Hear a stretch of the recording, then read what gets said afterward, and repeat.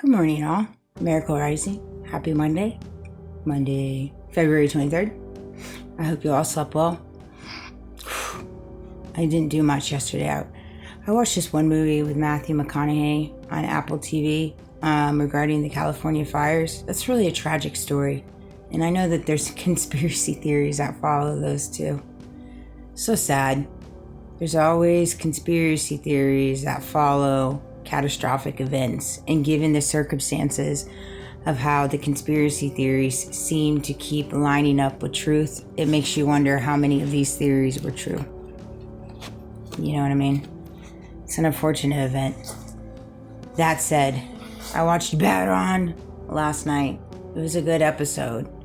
He's peeling back a lot of layers, and I resonated with a lot of it. And I'm going to go through the notes that I wrote during his episode. Weirdness, Charlie Kirk. So he's bringing in a lot of the characters that were brought to the table in the beginning. They're just before Charlie's passing, a day before Charlie's passing, and then right there after his passing, right there after the big boom. And there's some characters that were very, very peculiar, like the one that stood up right after the shooting and was like, USA, USA.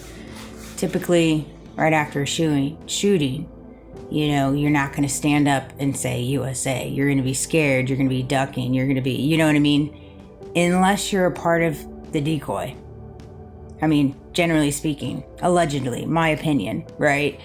And so there's just a lot, and then he's unpacking the background on each person that is very peculiar. And there's so many connections, so many military connections, always. Or last name connections, or it's just crazy. Like I said, I made a few videos. We know, you know, it's one of those things. I know Barron's like, what do you know? Well, we know that it's obviously a military operation. Our government's compromised and they're hiding it. And somehow, some way, Erica Kirk and her team at TPUSA is unraveled in it. That's what we know. That's what we know. That's what we've uncovered thus far. You know, because Barron's like, somebody said, we all know, and Barron's like, what do you know, right? And I know he wants evidence. I mean, he's a lawyer. I get that. And I agree with him, but I also know for myself what I've seen, how evidence completely wipes. I've seen evidence completely wiped from my phone, screenshots taken. Whether you believe me or not, I could give two craps, but I know I've seen it. So if they're able to wipe evidence such as me, little old me, I wonder what their capabilities would be for Charlie, especially if the government and different foreign entities and are involved, you know. So let's broaden our horizon, guys. Let's think outside of the box. Developing story bigger than Charlie Kirk. It is a developing story bigger than Charlie Kirk. Why do you think God allowed it to become that? He knew the hearts and the intention of those around him for many, many years. So yeah, it's a developing story bigger than Charlie Kirk, to say the least. To say the least. Just like it's a bigger developing story than me. It's bigger than me. I've been saying this for months. It's far bigger than me. Far bigger than me. I'm just a vessel. I'm just a muse for everybody to watch at and gawk at and judge. God's using me as an example. I mean, I don't know. People think they're using me as an example, but really God's using me as an example for them. So it's one of those things much bigger than me. Just resigning from said company, me not sure where it leads, how it ends. You know, now that I've been able to kind of walk through the healing venture of it and kind of see things through a different lens and kind of peel back the layers of all the different players and paid actors and different things in my life and my little handlers, you know, those moments leading up to my resigning, and just the peculiarness, the words, the text messages, the gestures, the conversations, the innuendos, the setups, just everything leading up to my resigning was kind of like the Holy Spirit God, like, Amanda, wake up, wake up, wake up. This has been going on for years. Right? And it got so blatantly in my face.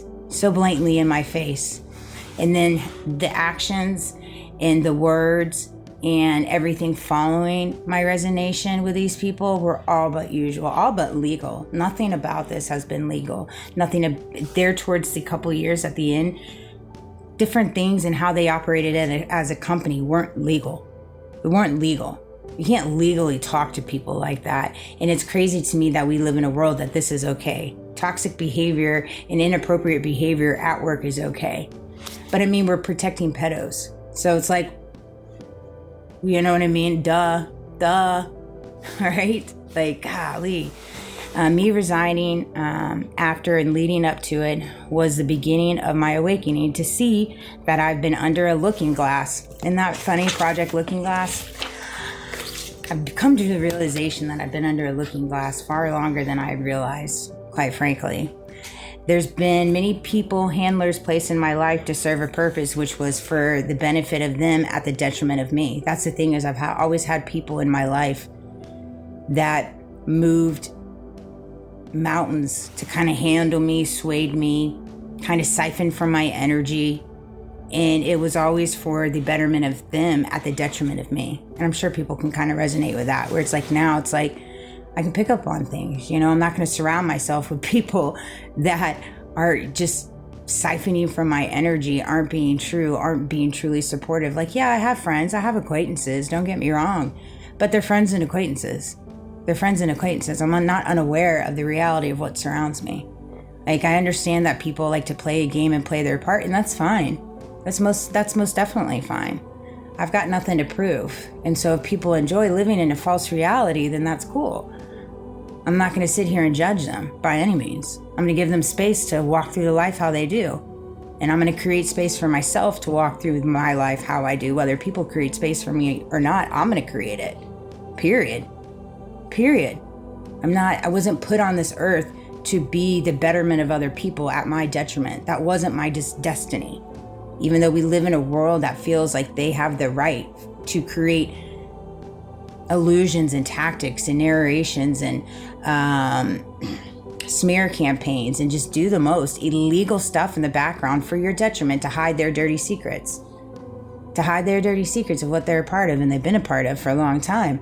I don't think it's just me. And I don't think I was the first one. I'm not sure where it leads or how it ends. I don't know where it leads and I don't know how it ends. I don't trouble myself with thinking that. I allow God to handle that. I don't know where it leads. I don't know how it ends. I know how I feel right now. I feel strong. I feel gratified. I feel grateful. And I'm taking it in stride. And I'm also disheartened by my community that's filled with adults that act like children. But that's worldwide. That's nationwide. So I can't really get too, fluffered about it because it's expected at this point. I'm 100% confident everything leading up to this point. I'm 100% confident that everything leading up to this point has happened exactly how God designed it. All that has been revealed thus far and what has yet to be revealed will be handled by God and not bots, paid actors, handlers, or period. So everything that has been revealed up until this point, right here today, and everything that has yet to be revealed is exactly how it was supposed to be. Exactly. Right? And no one outside of God is going to control how the future for me works and how the rest of my story gets revealed, because there's more. There's more. And they know it. And that's why they're fluffered. Okay? Hassled, text message, always people around me. I know, that's crazy to me. It's like, sometimes I hear Baron talk, it's like, golly, I think that sometimes people forget that it's a completely different side of the fence when you're in a certain situation and you're surrounded by people that are handling you. People don't understand that. Who is Amanda? Ask those that talk about, people ask, who is Amanda? Well, ask those that talk about me. Ask those that talk about me. They seem to know me better than I know myself. They got a lot to say. So if you have questions about Amanda and you don't want to come and talk to me about it, well, then ask those that are talking about me. They seem to get it figured out. Maybe they know who Amanda is, seeing as they're so worried about me because they keep talking about me.